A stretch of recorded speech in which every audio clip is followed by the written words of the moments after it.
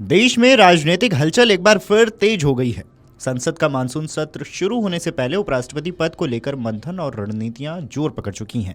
मौजूदा उपराष्ट्रपति जगदीप धनखड़ के स्वास्थ्य कारणों से अचानक दिए गए इस्तीफे के बाद यह पद खाली हो गया था।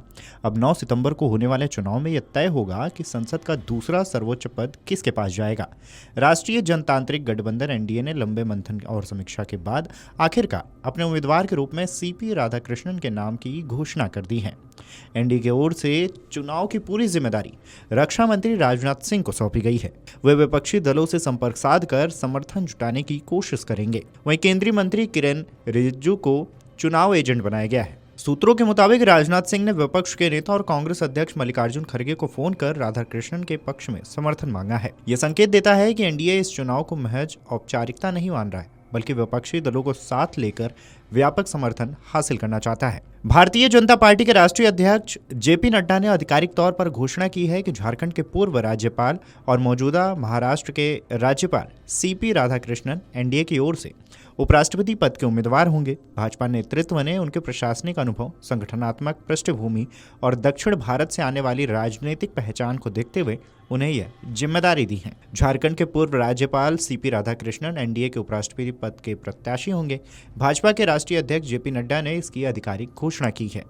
बता दें कि जगदीप धनखड़ के अचानक उपराष्ट्रपति पद से इस्तीफा देने के बाद से यह पद खाली हुआ था। 21 जुलाई को संसद के मानसून सत्र के पहले ही दिन स्वास्थ्य कारणों का हवाला देते हुए जगदीप धनखड़ ने इस्तीफा दिया था।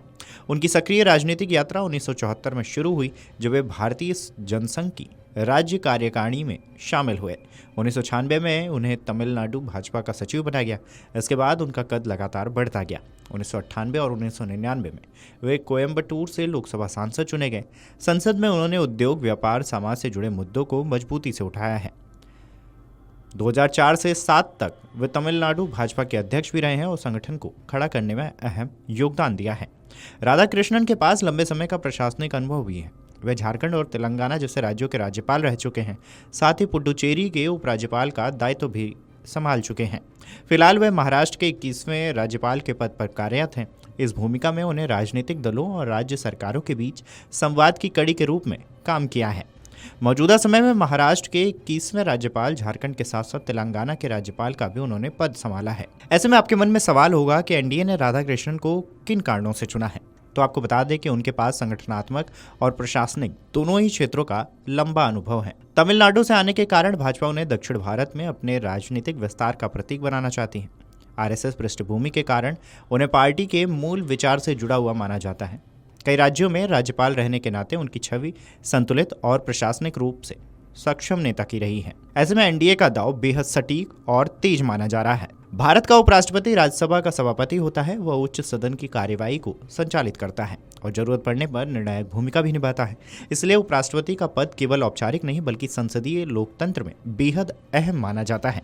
धनखड़ के इस्तीफे के बाद इस पद पर सभी की नजरें टिकी हैं। उपराष्ट्रपति चुनाव में राज्यसभा और लोकसभा के कुल 788 सांसद मतदान करेंगे। इसमें राज्यसभा के 233 निर्वाचित सदस्य, 12 मनोनीत सदस्य और लोकसभा के 543 सदस्य भी शामिल होंगे। चुनाव 9 सितंबर को होगा और उसी दिन मतगणना भी संपन्न होगी। उम्मीदवार 21 अगस्त तक नामांकन दाखिल कर सकते हैं और 25 अगस्त तक नाम वापस लेने की अंतिम तिथि है। आपको बता दें कि एनडीए के पास लोकसभा में स्पष्ट बहुमत है, वहीं राज्यसभा में गठबंधन के पास पर्याप्त संख्या बल है। इसके बावजूद राजनाथ सिंह का विपक्ष से संपर्क साधना राजनीतिक रूप से अहम माना जा रहा है।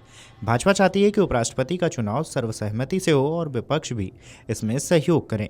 हालांकि यह देखना दिलचस्प होगा कि कांग्रेस और दूसरे विपक्षी दल किसे अपना समर्थन देते हैं या फिर अलग उम्मीदवार मैदान में उतारते हैं। बता दें कि उपराष्ट्रपति पद के लिए चुनाव 9 सितंबर को होना है और उसी दिन मतगणना भी होगी।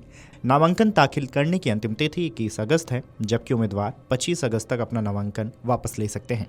बता दें कि उपराष्ट्रपति चुनाव में राज्यसभा के 233 निर्वाचित सांसद, राज्यसभा में मनोनीत 12 सांसद और लोकसभा के 543 सांसद वोट डाल सकते हैं। इसी तरह कुल 788 लोग वोट डाल सकते हैं। Video desk amarujala.com।